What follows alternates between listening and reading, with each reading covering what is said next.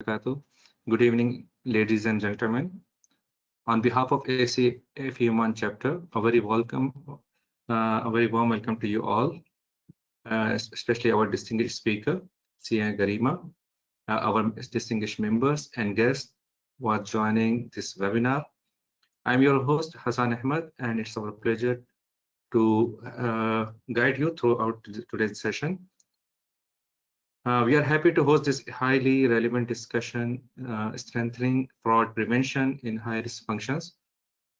In today's complex and rapidly evolving business landscape, the threat of fraud is constant, sophisticated, and often targeted at most vulnerable areas of an organization. These high-risk functions, be it in procurement, accounts payable, treasury operations, or even specific IT functions, where the potential for significant financial loss and reputational damage is highest. For us as a professionals committed to fraud examination and prevention, understanding and fortifying these specific areas is not just best practice, it is essential for survival and integrity. So without any further delay, I will call Dr. Iram, our Director Training, for speaker introduction. Over to you, Dr. Iram. Thank you, Hassan. So good evening, good morning, and good afternoon to everyone who's attending, and welcome to today's webinar. It's really my pleasure to introduce our speaker, Ms. Garima Batra, an accomplished professional in fraud risk management and internal controls. Garima has worked extensively with organizations operating in high-risk areas, helping them strengthen oversight, reduce vulnerabilities, and build a fraud-resilient process. Today, she will be speaking on strengthening fraud prevention in high-risk functions, a topic that has become critical as organizations face increasing internal risks, evolving fraud schemes, and pressures to safeguard their reputation and resources. So please join me in welcoming Ms. Garima, and we look forward to an insightful and practical session. Over to you, Garima. Thank you, Dr. Iram. Thank you, Mr. Hassan. Let's quickly jump onto the topic. Let me know if my screen is clearly visible. Yes. Okay, great.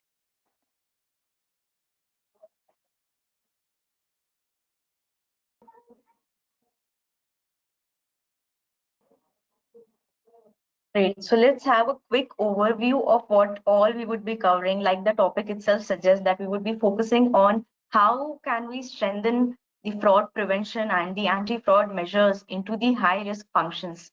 Before we jump onto that, I would want to give you a quick overview of what is exactly changing in the corporate fraud scenario today. What are the newer ways in which fraud is being done by the fraudsters? What are the newer controls that are required? We would then go on to the function-wise, department-wise overview of what is the typical process of that function, what all are the probable fraud risk indicators, what could be the impact of those kind of fraud risks, what are the controls that we can implement over there, and what are typically the red flags or the indicators that we can look up to around those processes. This would be completely case study based from the real life incidents that have taken place in the corporates from around the world. Then we could move on to the fraud risk management segment, wherein we would see how we can implement the fraud risk management framework, how the fraud risk management framework has evolved over time, over the years, over the decades.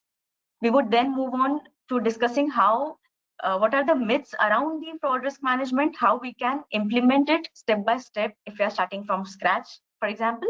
And then we will have an open forum for discussion or the Q&A segment. Since we all have the access to the chat box, we would try to keep it a little interactive. You can drop in the answers over the chat. Let's move on to the first segment, the changing face of the corporate frauds. Now we are operating in a world where the fraud is scaling exponentially, not incrementally, but exponentially. Fraud rings are there today that are behaving like typical businesses. So they have their typical technological team, a structured workflow, and a global network with them. They move much more faster than the traditional controls that we have in our organization and the way in which those traditional controls respond. They exploit the gaps before the organization even realized that these gaps exist in their organization within the internal control systems. In fact, the rise of the digital transactions that have added a new dimension totally to this fraudulent scenario. Now everything is instant, the payments, the approvals, the onboarding, vendor creation, and whatnot. So with the speed comes also the complexity and also the vulnerabilities into the system. Many organizations, they simply do not have the time to pause to verify where they are going wrong, what are the deficiencies in their internal control mechanisms, and where the fraud can occur within seconds. Our traditional control environments, they relied on rules, manual reviews, and periodic audits, for example, which were not built for this kind of scale or speed of fraud that are happening around. The fraudsters, they have re-engineered or reverse engineered these kind of controls, and many of these fraud patterns we see today, they don't resemble the historical data. So in fact, even the old machine learning systems that we have, possibly they cannot detect these kind of frauds now today. And then we also have the biggest disruptor of all, the generative AI, which we would see in the coming slides of how we can positively use it as an anti-fraud measure. Now, globally, these fraud methods that used to take years to evolve earlier, now they are able to emerge within months, within weeks. So a fraud scheme that starts in one region that can now quickly spread across continents just because knowledge sharing among these kind of fraud rings is faster and much more sophisticated than ever. Now you can see here on the screen, reality check. Fraud has evolved more in 5 years than in the previous 25 years. Now, see what this statement says. AI powered scams, now how these are functioning, they are no longer these simple phishing emails that we received. Fraudsters, they now automate these highly personalized attacks using the Gen AI. They are crafting emails, chat responses, and social engineering scripts tailored to the typical individual's behavior, the way the industry operates. This is a fraud that can happen at scale and that can be delivered with much more precision because of these kind of AI tools that are available. Then we have the deep fakes. We also have real life fraudulent incidents that have taken place in India, in Hong Kong, using the deep fakes and voice cloning that are used to approve payments, impersonating your decision makers, your CFOs, your directors. So this is again a type of fraud that is increasing. Then we have synthetic employees and vendor profiles. This fraud is in emergence, and this is happening because of the AI generated documents that are being used, be it your PAN card, utility bills, your contracts, your UID, your payroll slips, which looks completely legitimate because it is created using the AI that is there. Fraudsters, they create entire identities that pass through the digital onboarding process that is there in the organization, maybe the vendor creation workflows, and it goes unnoticed. We are also seeing a rise in the automated invoice fraud. Now, what is this? Fraudsters, they use bots to modify the invoices, to duplicate the vendor payments, the vendor profiles, to alter the bank account numbers. These changes then blend into everyday operations of the businesses, especially in the organizations with high volume of these kind of transactions. Then on the dark web, we also have a fraud as a service that has made much more sophisticated frauds, which is accessible to anyone, typically anyone. We'll see a few examples. You can literally subscribe to these kind of toolkits and they can help you create forged documents, to automate these kind of phishing emails or these kind of workflows. And then we have cross-border coordinated fraud rings. So they are posing as legitimate suppliers, legitimate logistic partners or distributors, or in fact even consumers.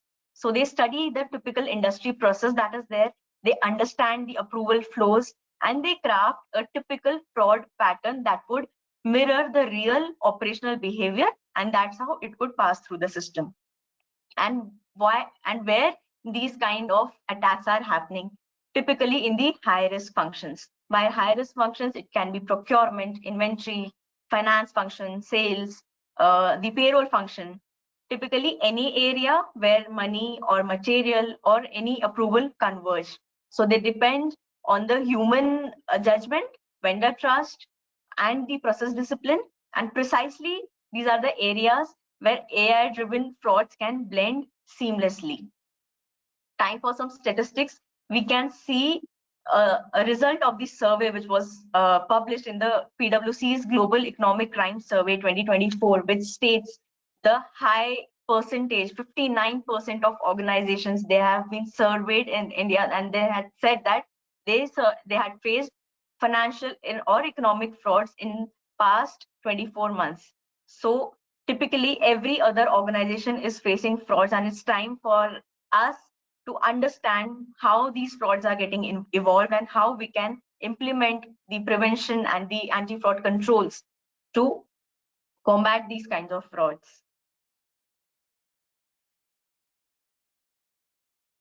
Talking about from the changing face of frauds from the corporate angle. So I've taken very few examples here. So what is changing in corporate frauds? First is rise of highly sophisticated document replication. Forged documents are being made very easily with the help of AI. Now, what in traditional control measures we used to check, watermarks, signatures, everything is now being able to replicated using the advanced design tools, using the AI. Everything is replicated as good as a real authentic document. So there is a rise in sophisticated document forgery that is there.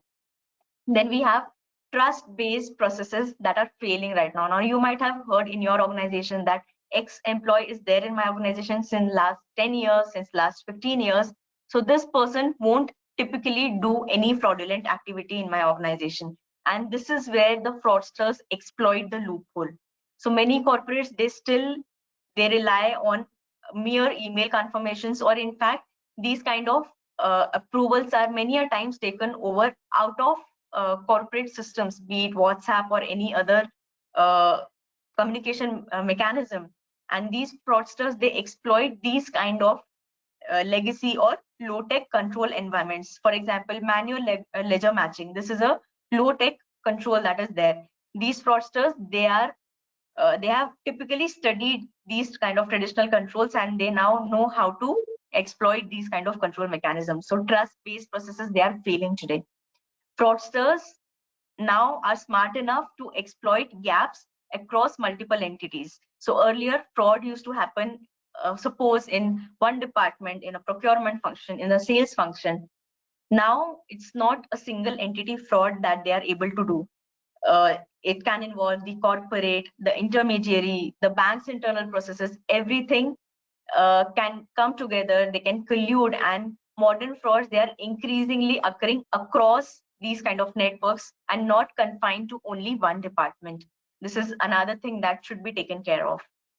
Fourth, technology has made frauds easier. We have taken multiple examples in the previous slide of deep fakes, voice cloning, AI, that has simplified the fraudulent activity to such an extent that now it takes just a few hours and not even weeks and months to think about how to execute a typical fraud. Detection is becoming harder with those traditional internal controls that are there in the organizations today. Verifications are not automated. API validations is something that is not there in all the organizations. Many a times, bank confirmation functions, they are also outdated. The control mechanism that is there in the organization is to quite an extent outdated and not capable of detecting these kind of advanced frauds. Then we have governance and risk expectations that are changing. Now regulators, have taken example of India, You might have different kind of regulators in your country who are now expecting API-based verification, more stringent tech-based controls in the organization to combat these kind of frauds, which is why there's a statement that is there on the screen, much relevant not only for us as certified fraud examiners, but also for those who are heading the finance function.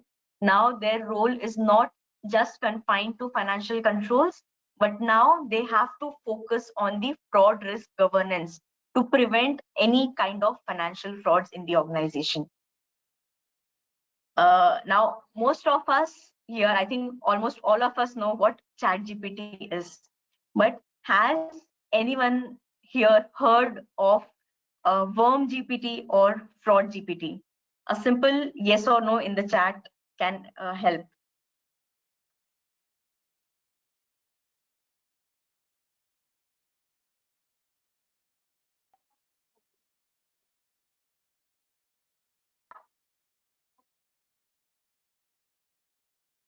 Please put in your responses on the chat box. Let's see if anybody has heard of it. Fraud GPT or Worm GPT.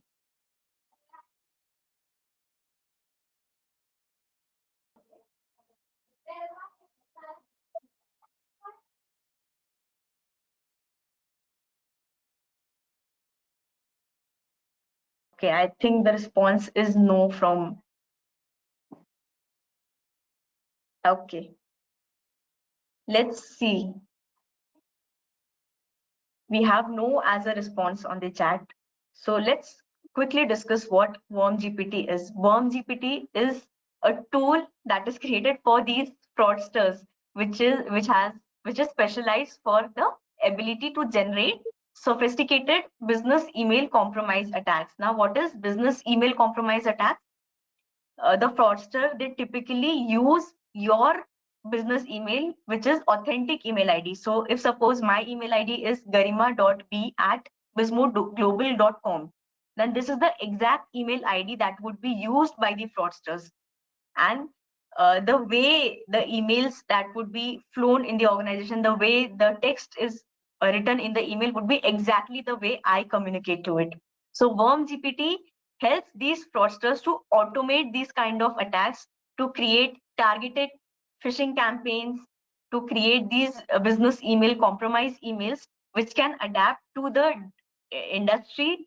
For example, my industry is consulting, so the way the emails are written are typical to that industry. The manner in which it is written, the language in which I write, that is also replicated, and the corporate communication style is also replicated. So this is a easy subscription based tool. We had discussed about it in the first slide that there are many subscription based tools and which are easily accessible to these fraudsters, which simplify their work. So Worm GPT is one thing which specializes into these kind of frauds. Then we have the Fraud GPT. So Fraud GPT, you can say that whatever Chat GPT you're using to draft emails to your boss, to your clients, Fraud GPT is technically for these fraudsters, which not only does what Worm GPT does, but it also helps you create forged documents, replicating it so well that it looks as good as a legitimate, authentic record. So they can generate any utility bill, your bank statement. They can create automated phishing campaigns, or maybe draft an email, or automate these kind of fraudulent activities. And how to access to it? A simple subscription based model. So AI tools are being used by the fraudsters, and their work is simplified to such an extent that they can literally one prompt, they are getting assisted to conduct these kind of high level frauds. So as certified fraud examiners, we should be knowing that these kind of tools are also available. I've just taken two examples here, two basic examples here. There are many advanced tools that are also there for these kind of fraudsters to simplify their work.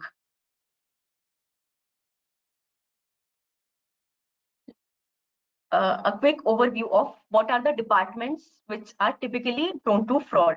So I've taken 5 departments here, which out of my experience into this consulting industry, into the fraud investigations so far, these frauds have taken place maximum into the procurement department. So it is a high fraud risk prone segment. Then comes the finance and accounts, HR, operations, that is typically the inventory or the warehousing function, and then the sales function. So these are the top 5 functions which are prone to higher fraud risk. Few examples I've mentioned here on the screen. We'll discuss it in detail when we talk about each of these functions. So for procurement, we all know vendor kickbacks, very common, happens in every other organization, just the scale differs. Bid rigging, collusion, false billing are few examples of the most common procurement frauds. Then we have frauds in the finance and accounts function, very common fraudulent financial reporting, overstatement, understatement of profit for whatever cause. Human resources, payroll manipulation, resume frauds or ghost employees. These are very common. When we talk about operations, scrap or wastage frauds or inventory frauds, we will discuss it in detail in the next slides. For the sales function, it could be channel stuffing or fictitious sales or fake warranty claims being recorded into the system. These are the most common types of fraud in these functions. Now, to make this a little more interesting, what I've done is that for every function, I have first discussed the flow of what kind of activities are there. For every activity in that function, we will discuss the fraud risk, the probable impact if that incident occurs, and how we can, what are the indicators, how we can detect these kind of frauds, and the last, what controls we can implement to combat these kind of frauds. So let's start with these case files. First is the procurement function, procurement to pay. Now, what is the typical flow in the procurement function of the procurement function? Starts with the purchase requisition. So need of material is identified and request for purchase is submitted, which the request is approved by the appropriate authority considering the procurement budget, the need and everything. Then comes the vendor search request for quotations. We place the order, which is the PO creation phase, purchase order creation phase. Once the goods are received, we create the goods receipt note. The terms could be different, but when the goods is received, we check the received quantity against the PO, against the order quantity, and then we take the goods in. Then we create the invoice. We do a 3-way match, purchase order, goods receipt note, and the invoice match. Then we process the invoice for the payment. So this is a typical flow of the procurement function. Now, what are the fraud risks that can take place in every sub process of this function? Starting with purchase requisition. Sophisticated but very common fraud risks. First, fake requisitions, which are backed by a manager to justify big buys. So a typical case of collusion where fake requisition, though the material is not required in the organization, but still the request for that material is processed and it is backed by manager's approval so that it is not challenged. What would be the impact if these kinds of requisitions move ahead in the system? Millions could be spent on those materials which are actually not even needed in the organization. So a leakage, financial leakage, you can say, can happen here. In the approval state, like I said, collusion or override of limits by the senior people. If these kind of frauds take place, then setting up budgets for procurement would turn out to be meaningless, because no matter whatever amount of material is comes in into the requisition, it would anyways be approved, because the senior people who are the approving authorities, they are themselves overriding the controls or they are colluding. So this is the impact of the frauds that can take place in the approval phase. Then comes the sourcing or RFQ phase. Here is where bid rigging or kickbacks or pre-arranged winners kind of fraud risk take place. We will discuss it just quickly. What is bid rigging? typically for any product, any material which is for which procurement is required, we can manipulate the bids that are received. We can have pre-arranged winners. For example, a comparative quotation statement is prepared, and any vendor who is providing us with the favorable terms, he is winning the contract. It can happen that the procurement personnel, the approving authority, he is colluding with the vendors and assisting them in providing such quotations which would anyways be passed in the system. So it can be that the vendor is every time coming up with the lowest bid of all the bids, or every time he's coming up with the bid at the end with the favorable terms. So these are a few red flags wherein we can identify that these are the frauds that might happen in the organization. Kickbacks, you as a procurement personnel, you are agreeing to always give orders to that particular vendor, and you are taking something in return. That comes under the kickback phase. What is the impact of these kinds of fraud risks? 20 to 40% over the market price on contracts. So typically any product that you can receive in say $100, now you're paying $120 because of the favoritism that is happening here. Then comes the PO issuance, duplicate POs or ghost POs that are slipped through these systems to pass the orders. What is the impact? The same invoice in case of duplicate POs can be paid 2-3 times, or in case of ghost POs, money is anyways going out of the organization for something that is not even required. Goods received, sign of full goods but received maybe lesser quantity or cheap substitutes.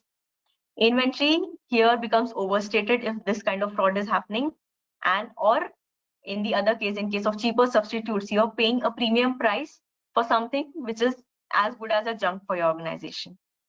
Invoice matching, inflated or completely fake invoices that still match with the PO or the goods receipt note. What can be the impact?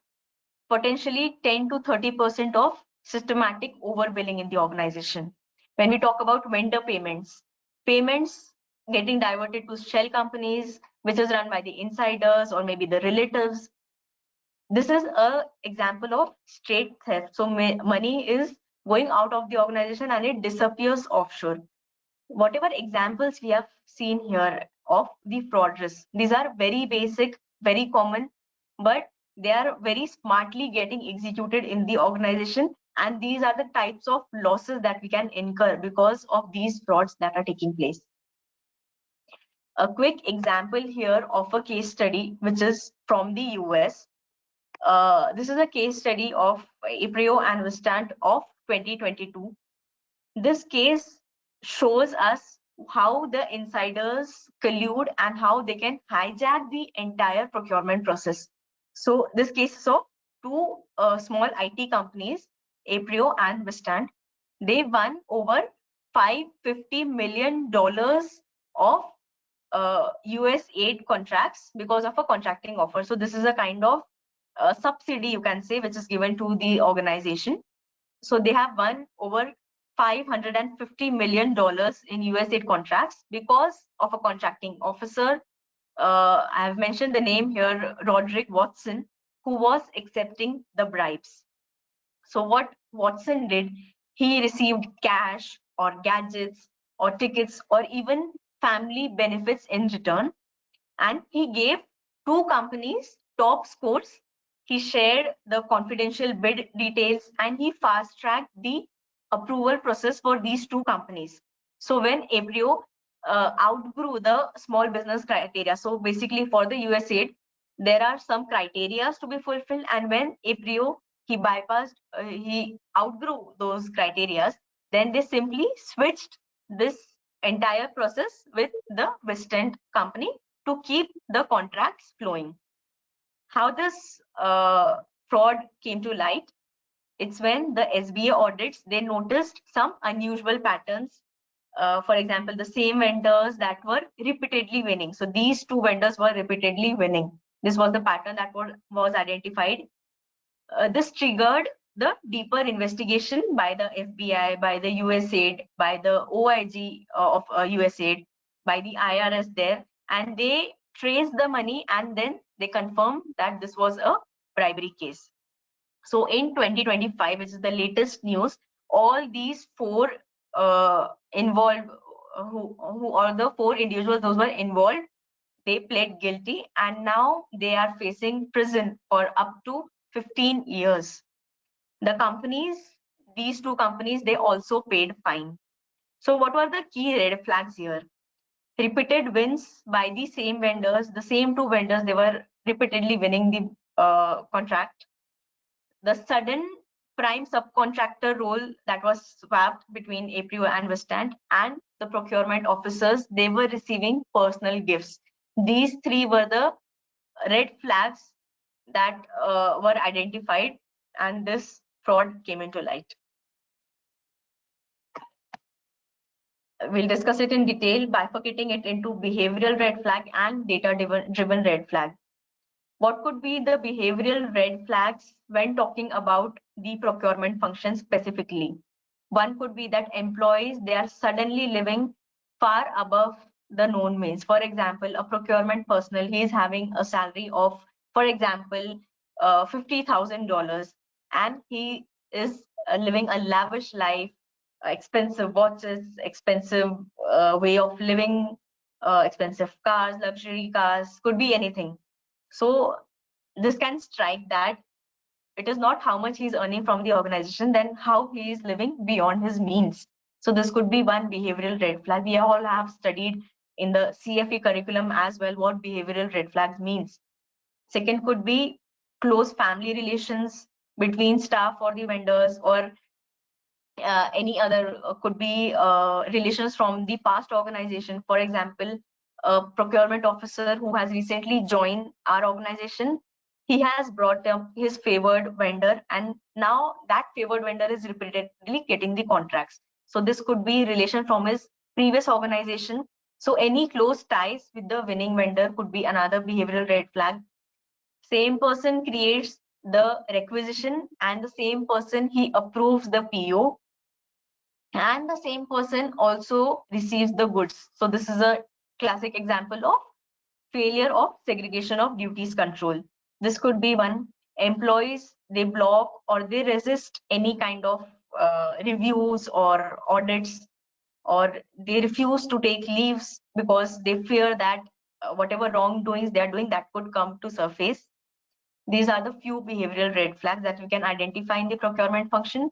When we talk about data-driven red flags, it could be that same 2 or 3 vendors, they are rotating as winners or losers across multiple tenders. So what a typical data analytics or trend analysis can help you identify these kind of trends.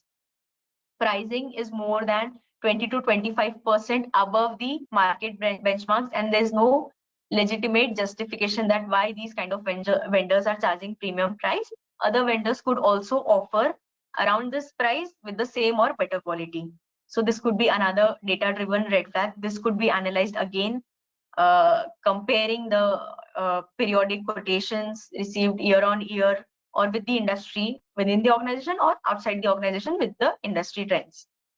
Post award amendments, be it increasing value or materially changing the scope of contracts, this could be another data driven red flag, that for this particular vendor, multiple times there have been amendments in the contract post the contract is awarded to the vendor. Another red flag could be invoices, they are repeatedly getting split. Just like PO splitting, invoices are also getting split below the approval, just below the approval threshold, so that they can bypass from the lower level authority itself, and it must not go to the upper level hierarchy. So this could be another red flag, that why for X vendor only the invoice is getting split. Everything that we have discussed so far can be identified when we use data analytics or trend analysis, or we have an in-depth study of year-on-year trends of what is happening exactly in this organization. What are the early warning signals for these kinds of frauds? Technical specifications can be tailored so that only one vendor can comply. So this happens a lot even in government bids, that whatever tenders are getting floated, the conditions that are there are altered in such a way that only your favored vendor could fit in those kind of technical specifications. So this could be a few warning signals. Second could be repeated emergency or sole source awards for the same items or services. So if you flag emergency purchases, then but naturally it goes through some lesser approval flows, and there's a fast track approval mechanism in there. So high chances that everything would not go into screening in that kind of detail. So repeated emergency purchases or sole source awards are getting done. That could be another warning signal for us. POs created on weekdays or holidays and paid immediately the next business day. So this is an example of procurement. You can also check this into the GRN phase here, that GRNs are getting punched out of office hours. So who is doing it and why? Is the material actually getting checked after the working hours at the factory or at the location? And why the payment is processed immediately the next day? Few examples here, there could be many, because procurement in itself is a vast function, but these are few things that you can take care of. And believe me, almost 70 to 80% of frauds in the procurement function, they fall around these areas only, whatever we have discussed in this and the previous slide. What are the control measures and strategies that we can adopt here in the procurement function? When we talk about the process controls, we can implement a mandatory minimum 3 bids received for any kind of RFQs that are floated, and an automated 3-way matching in the ERP system, so that any exceptions are flagged by the system itself. When we talk about the analytical or the tech controls, AI vendor scoring is something that we can implement now. We can use these kind of tools, and we can use blockchain also for PO traceability. When we talk about the behavioral controls, annual ethics training and whistleblower hotline training with 24/7 access can be given to these employees. Very important point here, reading it, you might feel that, okay, I am not sure how relevant this is, but even in the ACFE's occupational fraud report, from the survey, you can see that organizations who are taking trainings have actually seen lesser fraud in their organization than those organizations where there are no ethical or whistleblower hotline programs related trainings.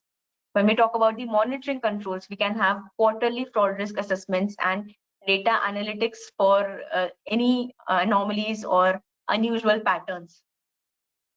Now, as CFEs, I'm not sure how many organizations are doing these kind of fraud risk assessment compulsorily. So there's not much awareness around why fraud risk management is important, and as professionals we know the relevance, and it is our duty to make these organizations understand the significance of FRM and implement the fraud risk management functions in their organization.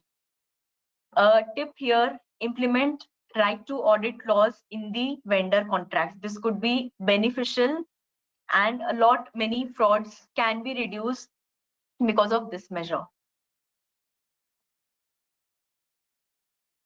Next, coming on to the sales function, what a typical sales flow looks like. Lead generation, prospects are identified via CRM. Pricing and proposal is sent to the client in the quotation phase. Then we have the order confirmation. The client accepts the order, sales order is created, order is fulfilled, bill is generated, and collection is made, and the accounts receivable team, they follow up for these payments. So this is a typical sales flow. Now, what kind of fraud risk can occur in this sales function? In the lead generation phase, fake leads or inflated pipelines to hit the bonus targets. Very common.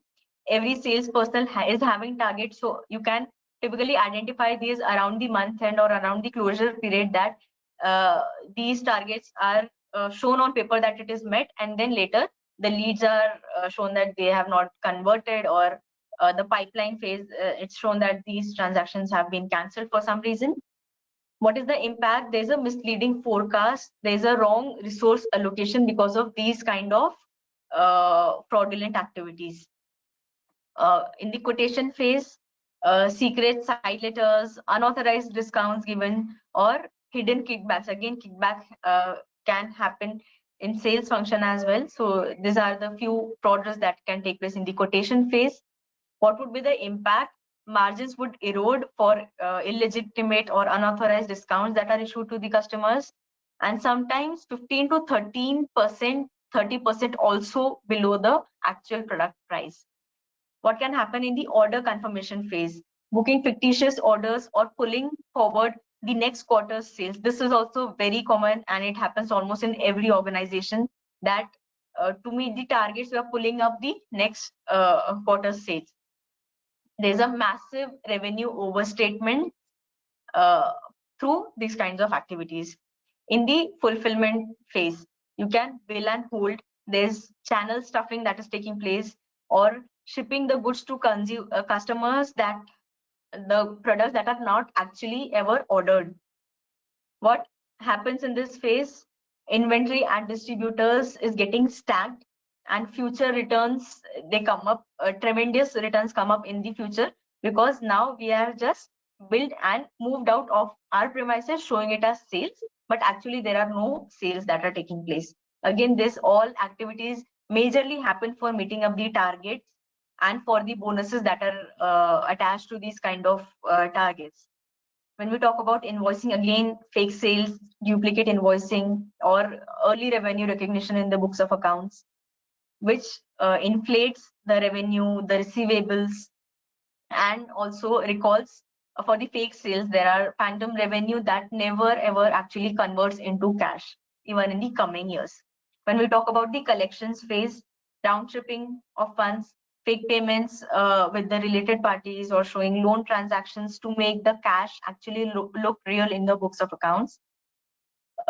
So there are many hidden bad debts or artificially clean DSOs for this kind of frauds that are taking place. Again, all those examples that I've taken here, very basic, very common, but frauds are actually taking place around these only. Again, a case study here for the sales fraud.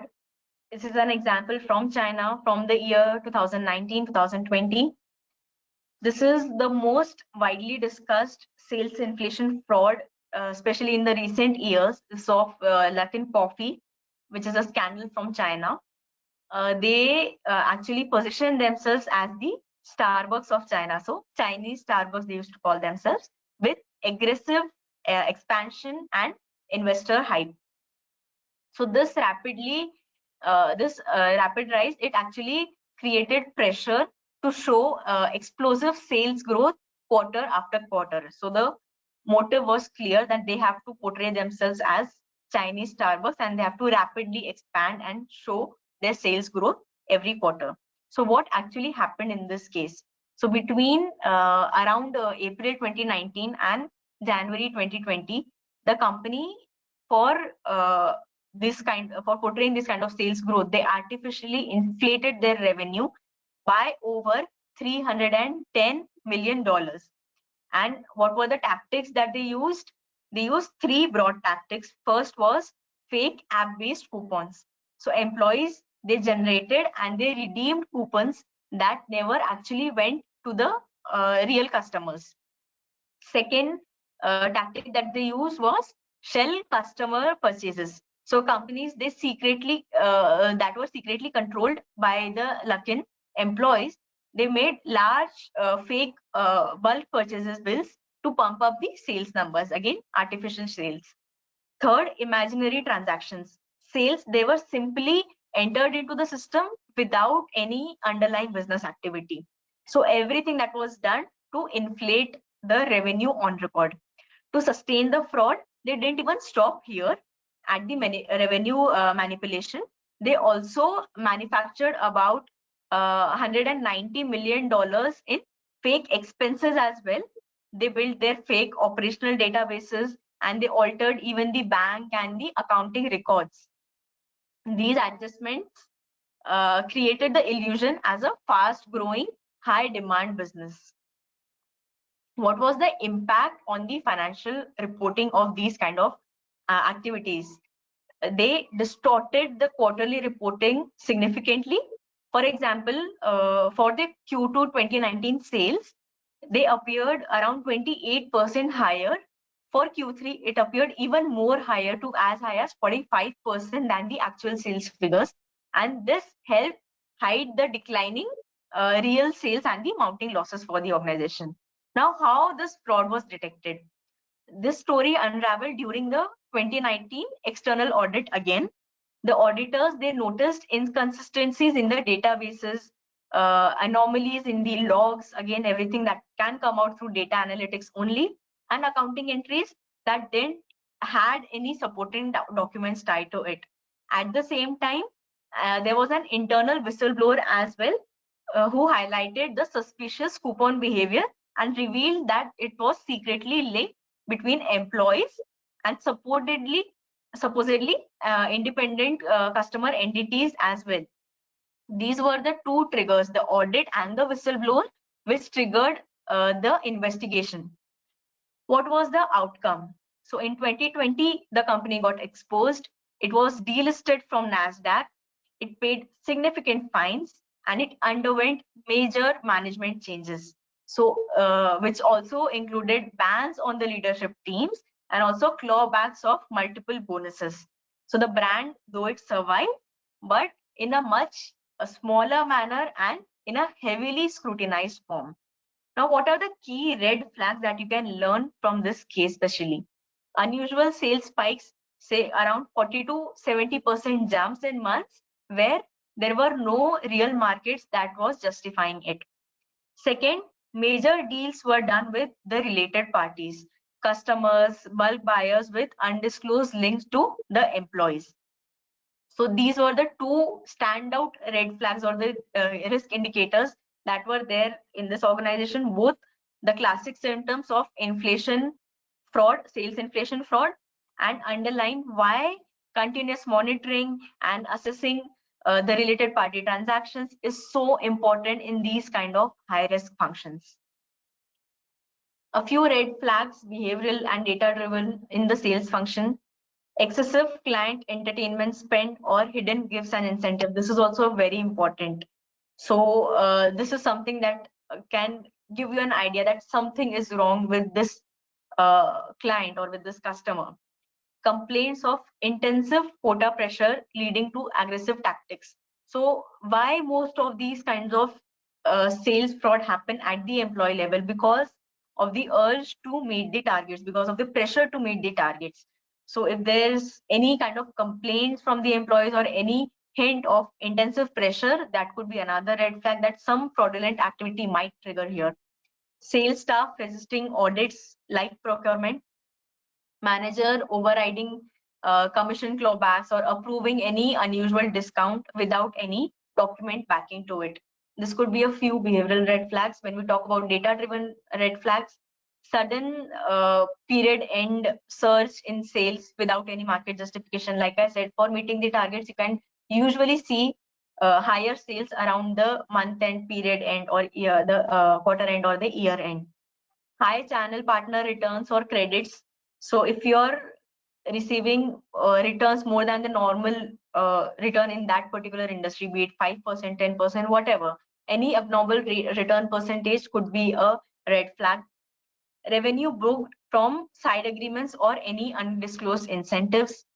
Distributor inventory levels are high, much higher, which can give a red flag of build and hold kind of models.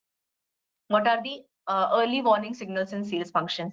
Unusual customer profiles, any new or large orders that are received from high risk accounts or any unverified sources, duplicate or any suspicious customer relationship management entries or multiple records of same deal. Customer master data is created or modified by the sales representative themselves. Again, an example of absence of segregation of duties here. What are the control measures that we can implement in this function? Revenue rules, revenue recognition must require CFO approval after the quarter end, or all discounts or returns must be documented. These are few examples of the kind of rules you can implement in the organizations so that everything goes with the proper trail. Segregation of duties, basic but very important, that sales personnel must be prohibited from booking orders on their own. There must be a maker checker mechanism. Significant discounts, if issued to the customer, must require approval from somebody in the finance function, should not be entirely delegated to the sales function. Bonuses should be fixed based on the margins and cash flow and not on the revenue. This could be a changing point, a drastic change in the internal control, which would to some extent combat these kind of frauds taking place. Employee must undergo fraud training and sign ethics pledge. Again, like we discussed in the procurement function, trainings is very important, especially around the ethical trainings. Technical red flags, implementation of automated alerts in the system for any unusual periodic spikes, be it quarter end, half year end, or anything, and also flagging in the system, in the ERP systems, for any bill and hold arrangement. So any anomalies, exceptions can be automatically flagged into the system. It can be very easily configured in any ERP system. Channel control, conduct surprise quarterly stock audits at the top distributors to see what kind of inventory they are holding, whether it is matching with what is there in the books, or whether it is the stock is piled up there and only it is moved out of the factory outlet. So these are the few controls that can be implemented, basic controls, but very important to combat these kinds of frauds. Next is the inventory function. What is a typical inventory process? You receive the goods and it is logged into the system. Goods are stored at the assigned bin locations and they are tagged and they are tracked for their usage. Goods are issued or picked for production or sales, as the case may be, depending on the industry. Periodic physical verification, which is the cycle counting of the inventory, and the reporting part. Inventory is valued and reported in the financial statements. A broad overview of the inventory process. Now, what are the typical fraud risks in the inventory process? While receiving the goods, approve for the goods which are never either delivered, or inflated quantities on paper, but goods are actually received in shortage. Again, overstatement of inventories, and cash is tied up in goods. This is the impact of this kind of risk. Very basic but very common. Storage, phantom stock, goods exist only in the system, but actually it's not there in the premises. This highlights either thefts or hidden shortages for which has piled up over the years. Around the issuance, goods are issued but they are not recorded, or there is a delay in scrapping or obsolete stock that is there. What is the impact? It understates the cost of goods sold and it ultimately inflates the profit of the organization. Cycle counting, the counting team, they have tipped off there, or they have colluded to falsely falsify the physical inventory count when they are doing the inventory checks.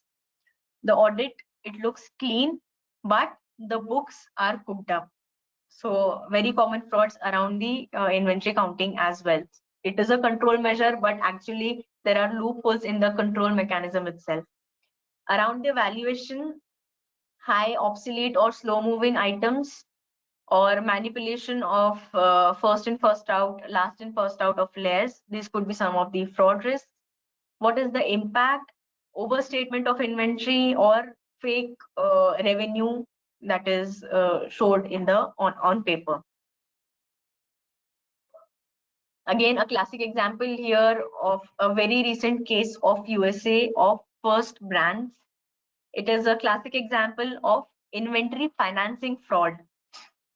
Here, this company, it deliberately manipulates the same stock to secure multiple loans for them.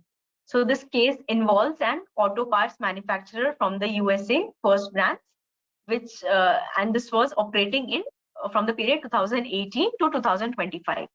What happened in this case? The owner, Patrick James, he exploited the company's inventory, everyday items like brakes, filters, wipers for this auto parts industry, as a tool to raise cash.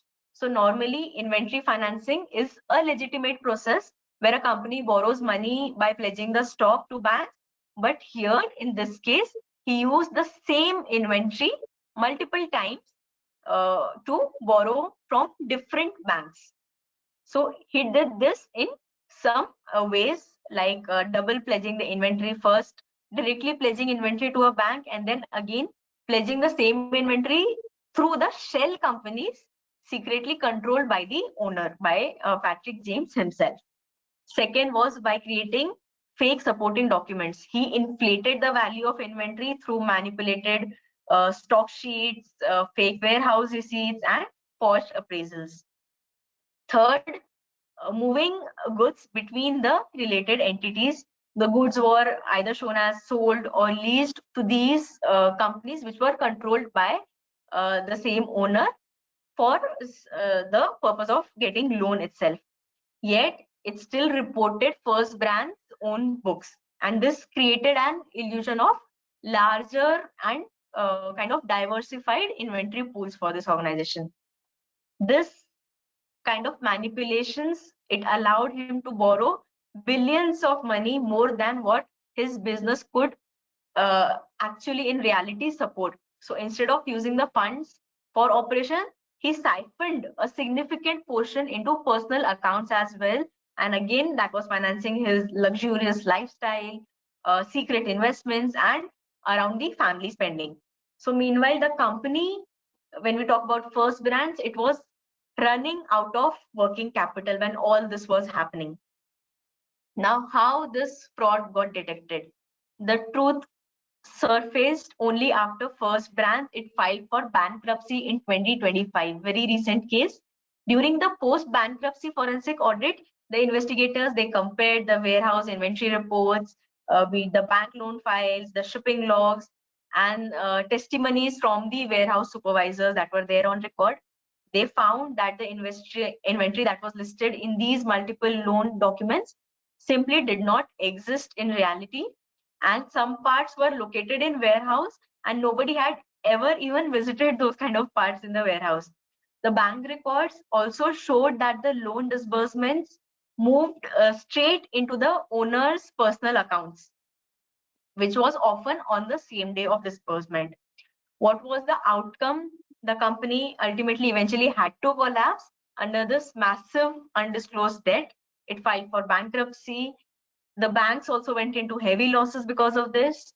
The owner was sued for fraud, and the company, it is currently undergoing under the restructuring phase with the hope for very little recovery from this. What were the key red flags in this case?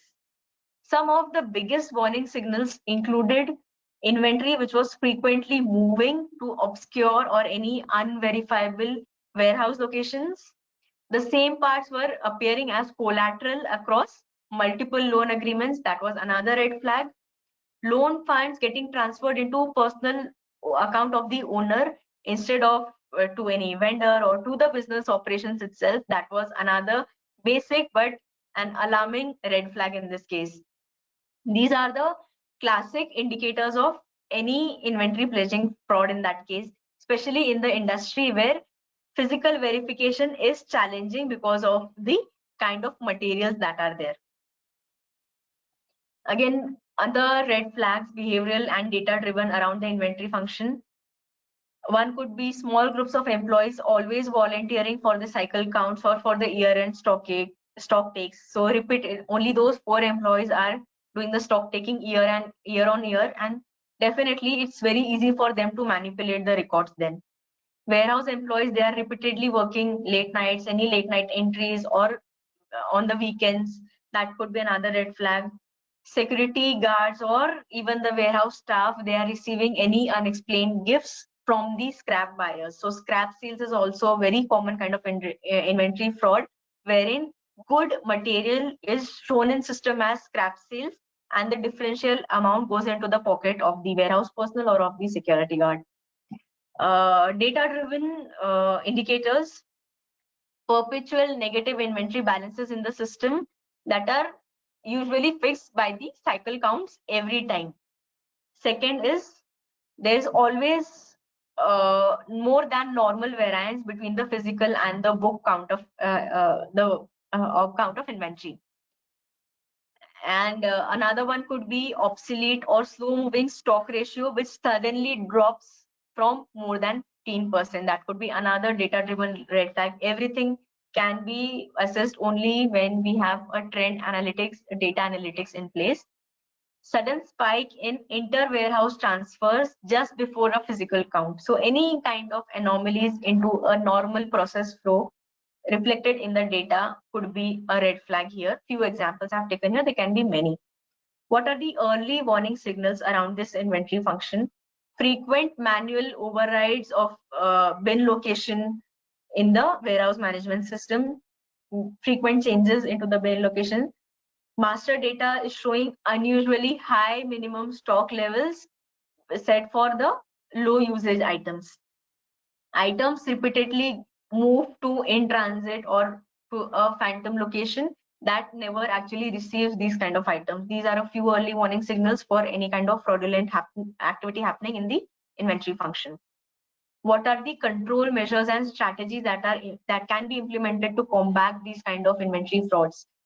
First could be process controls, RFID or barcode for real-time tracking.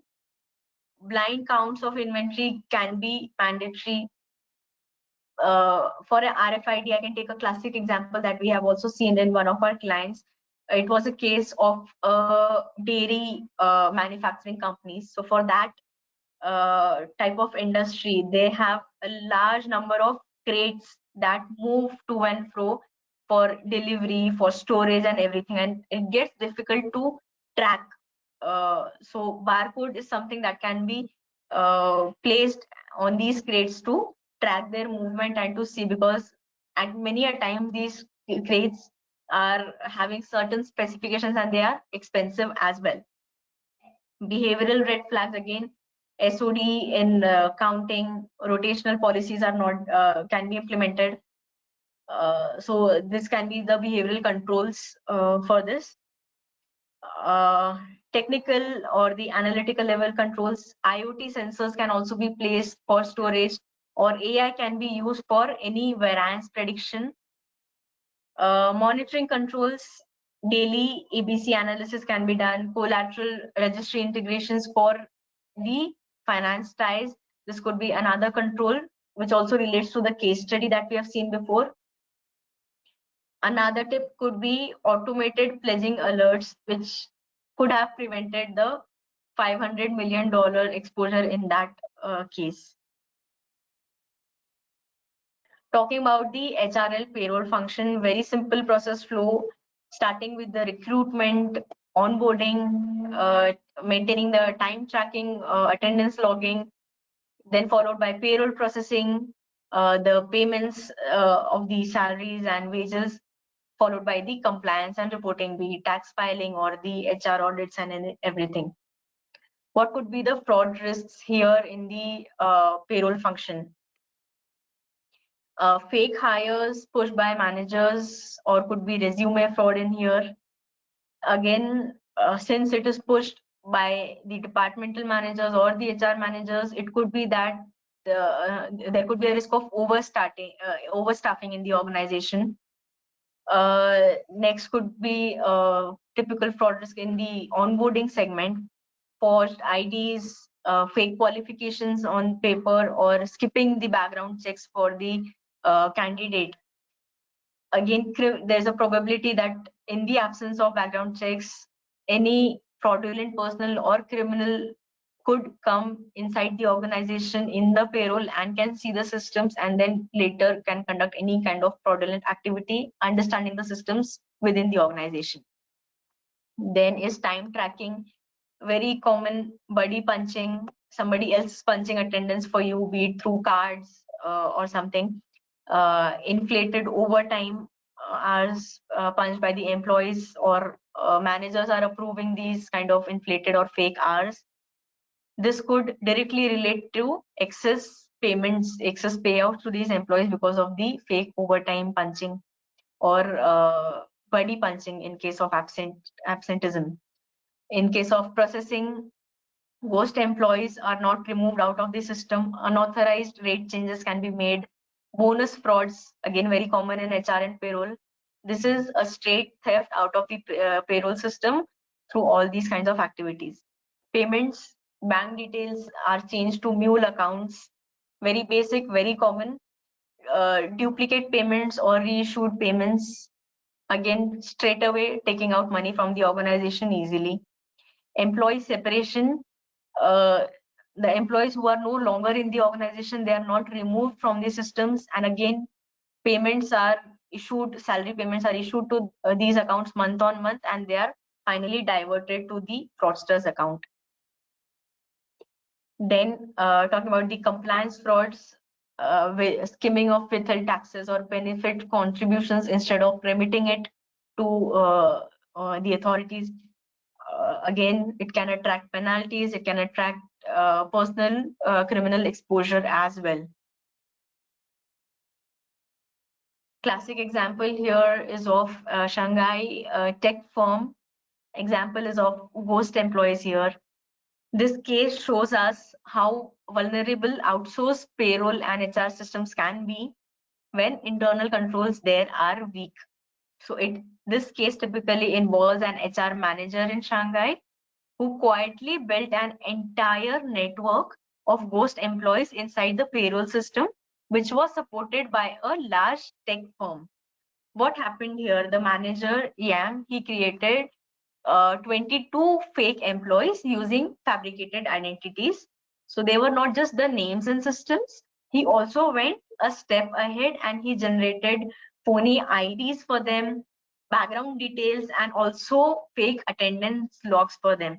So he manipulated the biometric systems for that, entering perfect attendance patterns to make them these kind of ghost employee IDs look legitimate and also compliant with all the basic records in place.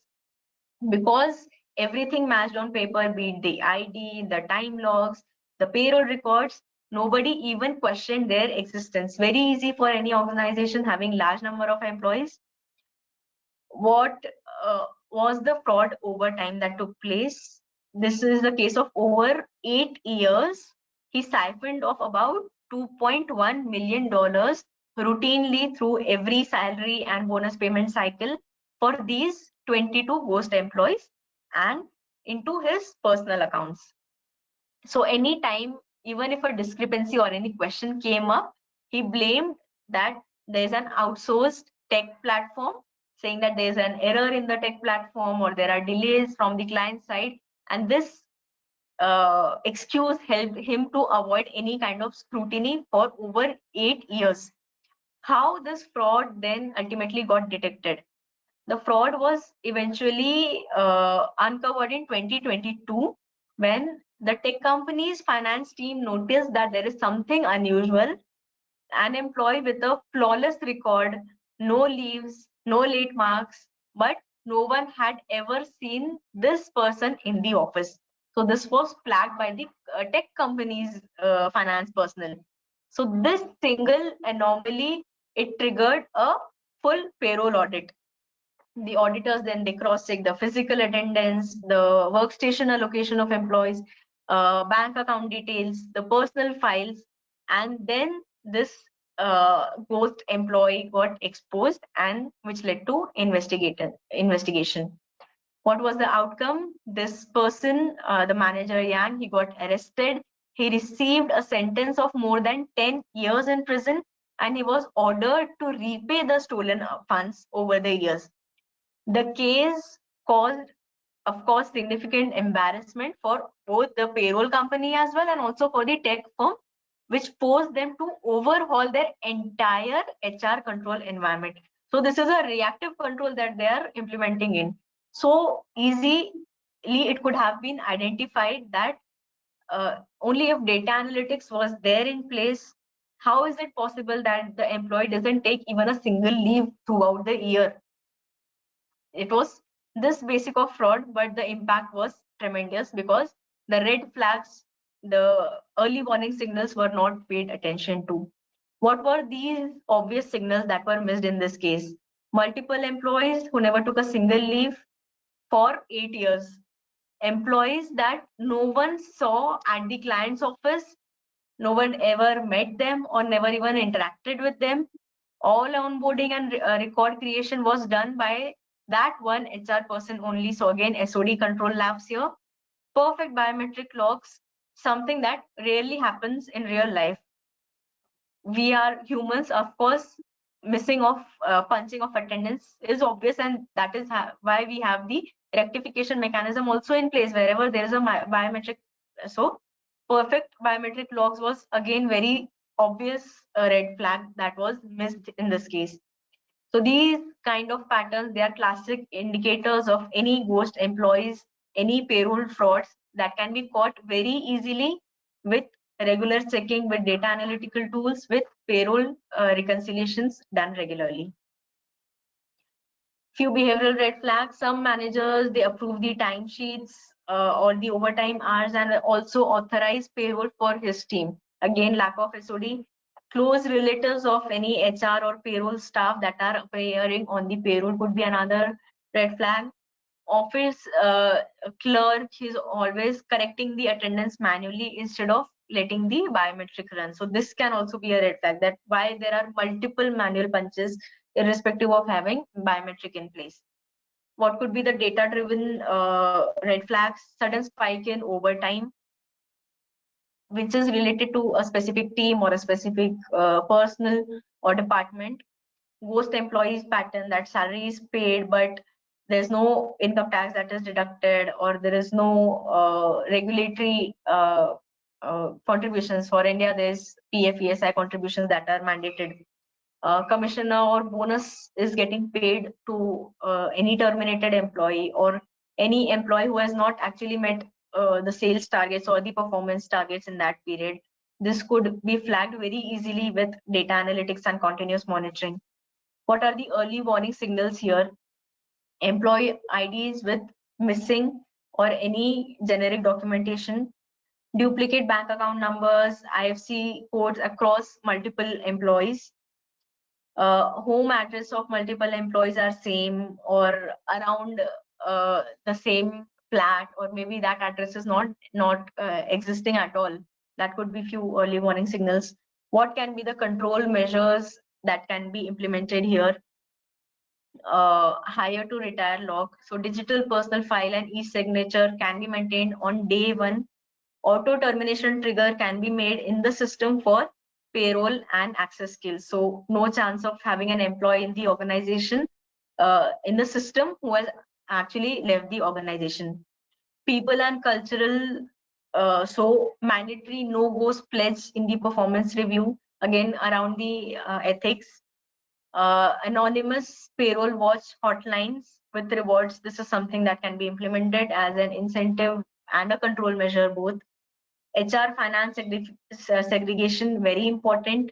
HR owns the employee data, but payroll receives only the read-only feed, and bank changes, it must require SOD, make a checker mechanism, and if possible, OTP level controls as well. Facial recognition, clock-in, geofencing could be placed for remote workers. That would combat the buddy punching kind of frauds. HRIS can, the software that is used, HR management systems, that can auto flag the any kind of anomalies or suspicious activities. So this in fact could help combat these kinds of frauds. Talking about the last one, accounts and finance overview. What are the activities that are there? Transaction recording, reconciling the transactions, making the adjustments, converting these data into financial statements, approving them, getting them audited, ensuring compliance, and doing the period end closure activities and the governance segments. What can be the fraud risks in the accounts function? Fictitious or duplicate journal entries, backdated posting, revenue inflation at source, very basic, very common. Directly manipulating the profits, misstating the assets, misstating the financial position of the organization. In the reconciliation phase, risk that there are long pending unreconciled items which nobody is able to trace, or ignoring any intercompany mismatches could be another red flag. There could be a possibility of high cash leakage or false sense of accuracy in the statements. Adjustments, any excessive provisions or capitalization of the expenses, overriding the IFRS or the standards. It can manipulate the profitability trends. It can misrepresent the performance of the organization. Reporting can have fake disclosures. Greenwashing could be something which is quite trending and it talks recently. Offshore routing of losses. What can be the impact? Investors and lenders, they are deceived with the wrong information. There could be wrong strategic decision. The market reputation could be damaged if this kind of fraud surface. Auditing and compliance, again, collusion can be here. Suppression of audit evidences, selective sampling for the auditor so that everything looks perfect in the audit reports. This can attract heavy regulatory penalties, disqualification of the directors, and again, of course, trust erosion among the stakeholders.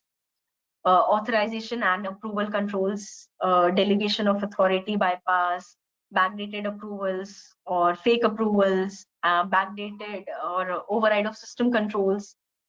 Again, vendor collusion, kickbacks, budget overruns, everything that relates to finance here.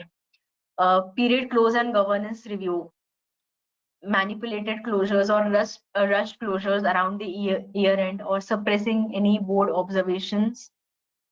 This can lead to board misreporting and again weak governance perception among the stakeholders for the organization.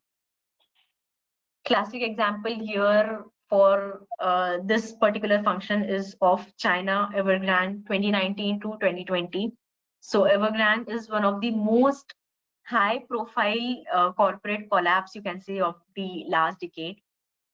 At its peak, it was the China's largest property dealer with more than around 300 billion in liabilities.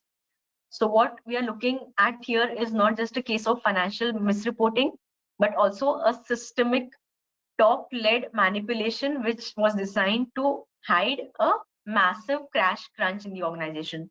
What happened here?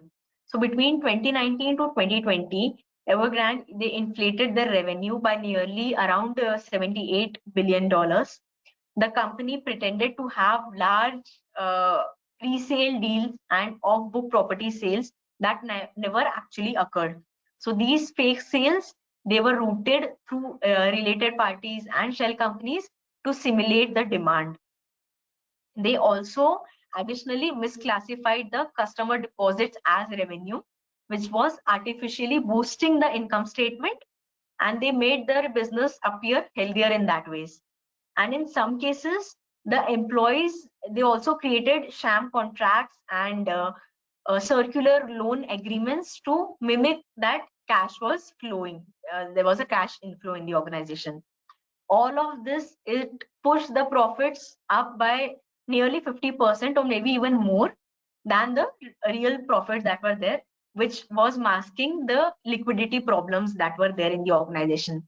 So with these fictitious numbers, this company managed to convince their lenders, and again, they had a bond market to they seed around $20 billion of bond raise through these fictitious numbers.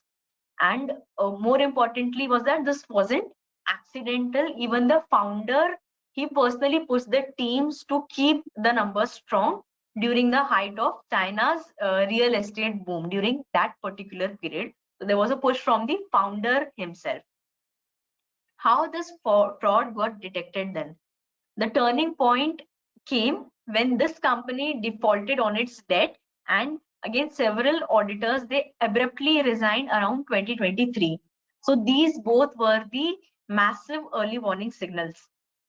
The CSRC, the Chinese Securities Regulatory Commission, they launched a formal investigation for this company.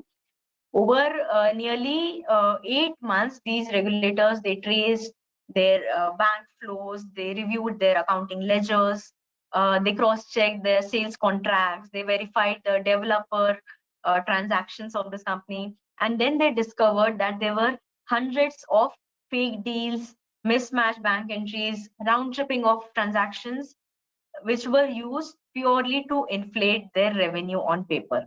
What was the outcome? In 2024, the authorities, they imposed a $580 million fine on this company. The founder was banned for life from the securities market. This company was ordered liquidation, again leaving the investors with billions of dollars of losses. So this collapse, it became a triggering event in the China's broader property sector crisis that was there. It affected the banks, it affected the home buyers, it in fact also affected the global market. Again, what were the key red flags here? In this case specifically, revenue was repeatedly growing 30 to 50% per year. When it was compared to the actual construction progress, it was stalled. So again, unrealistic growth in the revenue. Very few completed apartments were being handed over despite the huge sales made by this company. Again, the management was repeatedly assuring that cash will come next month, yet the liquidity only worsened for that company. And there was heavy reliance on pre-sales, yet there was no actual movement on the project sales, on the project sites for the work in progress. So these, again, very basic patterns, very obvious, but they were strong indicators that there was an aggressive revenue booking and there were severe cash flow problems in this organization. What could be a few behavioral red flags for these kind of accounts and finance frauds? CFO instructs the team to give consultants only the summary trial balance, again restricting the teams to give full access to accounts to the auditors, to the reviewers. The finance, they brag about how we manage the numbers this time. This could be another red flag that they are doing some manipulation, they are cooking the books. CFO overrides the internal audit findings or forces clean management representation letters. This is again very common, that the auditors are not allowed to report, or the internal audit findings are suppressed and not provided to the statutory auditors. This could be a few behavioral red flags. What could be the data-driven red flags? Manual journal entries, especially on the top side in the last 2-3 days of every period end or every closure period. Capitalization of expenses that should actually hit the profit and loss statement as per the standards. Revenue recognized on percentage of completion for projects with no third party certification. Specifically for this kind of real estate industry, we need a completion certificate to back the percentage of completion while recording in the books of accounts. So this could be another data driven analytics that could act as a red flag here. What are the early warning signals? Intercompany or related party balances not squared off for years. So there's continuous long pending reconciliation. Chart of accounts contains vague heads like miscellaneous expenses, miscellaneous incomes, sundry accounts, or to be reconciled kind of heading, and which is massive, more than the normal amount that is coming under this category. For example, more than 5% again varies from industry to industry, from company to company. Suspense or dummy or reconciliation accounts that are carrying large balances for a longer period of time. This could be early warning signals. Again, that can come out through ledger scrutiny and scrutiny of trial balance. What are the control measures and strategies that can be implemented in this function? Talking about the preventive controls, define the approval limits, enforce segregation of duties, restrict the system access to appropriate authorities, block the unauthorized posting at the source itself. Detective controls again could be performing daily reconciliations, periodic general ledger accounts, receivable accounts, payable reconciliations with variance analysis and exceptional reports in the system itself. Corrective controls could be investigate the deviations, fix the root causes, recover any losses that are there, update the controls if in case they are outdated, update the SOPs and define system rules. Tech and automation implement role-based access, automate the matching process. A lot of things can be sorted out here itself. System should generate the audit trails, and continuous control monitoring tools can be used to highlight any kind of anomalies. Coming on to the next very interesting segment of fraud risk management. How we can help the organization implement the fraud risk management framework. Now, seeing these 5 case studies from different countries across the globe, what we have seen in common is that many times even basic controls are not there in the organization. A basic fraud risk management framework is not taken given importance in the organizations, which gives room for these kinds of frauds taking place. So how, if we want to implement a fraud risk management in the organization, what could be a 6-step process for that? First is identify the fraud risk for that particular organization. So the source of fraud risk could be internal, it could be external. Internal could be employees misconduct, be it embezzlement of assets or employees collusion. It could be weak internal controls in the system, like we have seen lack of segregation of duties or inadequate design of control itself. Management override, so collusion at the management level itself, or maybe pressure created by the management leading to these kinds of frauds. Or it could be cultural deficiencies, that there are weak or unethical tone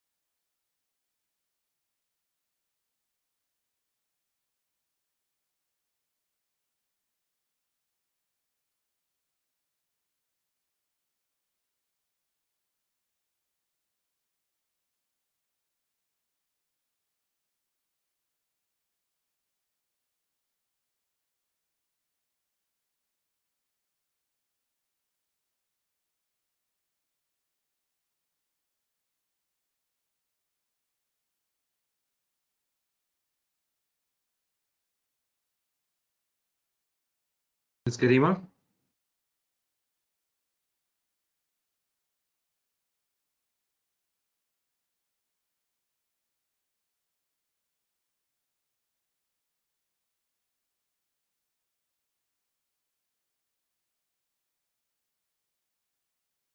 Sorry for the technical glitch. Maybe our speaker has offline, so we'll wait a few minutes more. If you have any questions, please write your question in the question tab. We'll take up your question after the presentation.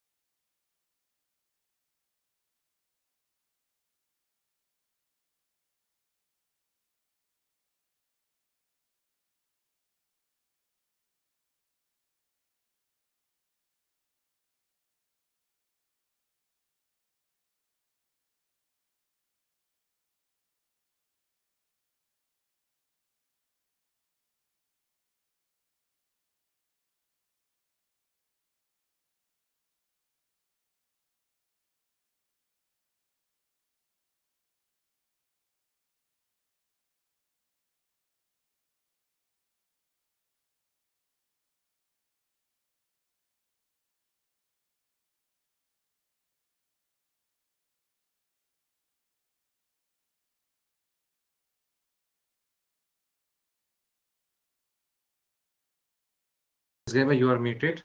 Segment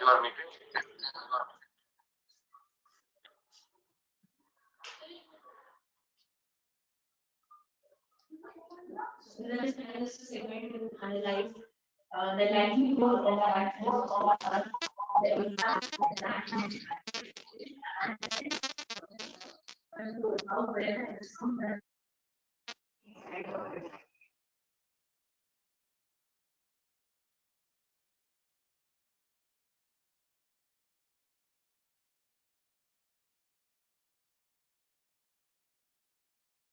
You are not audible.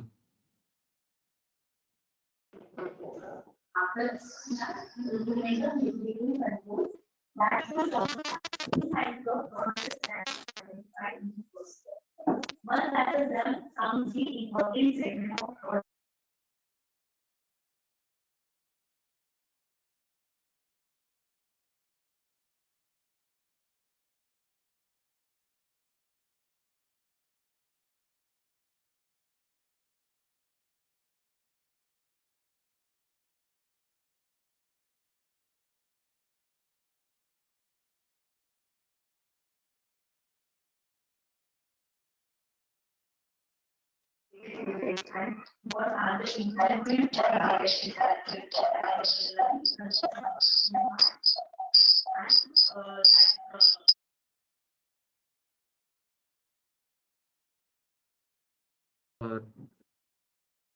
Thank you so much, Ms. Garima. Thank you so much for the wonderful presentation. Now, I will request Ms. Fathiya Al-Maskari for the formal vote of thanks.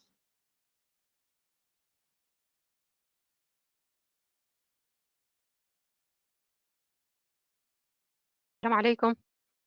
Hassan, you can hear me? Is it okay? Yes, I can hear you. Assalamu alaikum, brothers and sisters.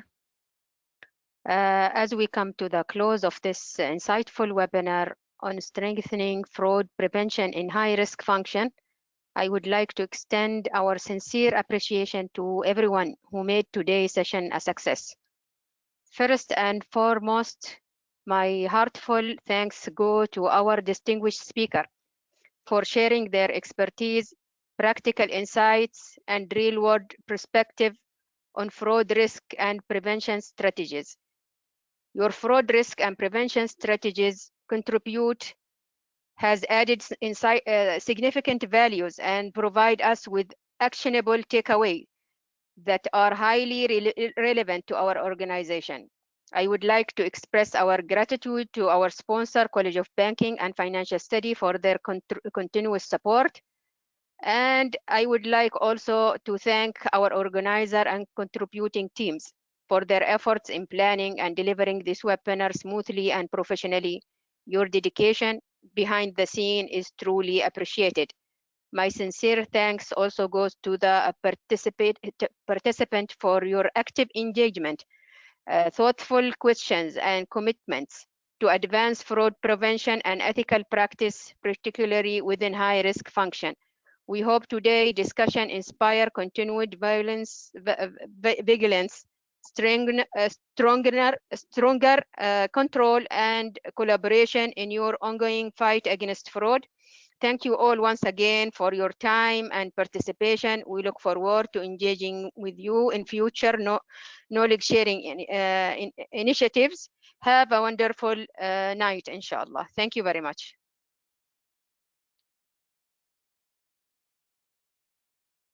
Thank you so much, Ms. Fathiya Al-Maskari, Vice President, ACFE Oman Chapter.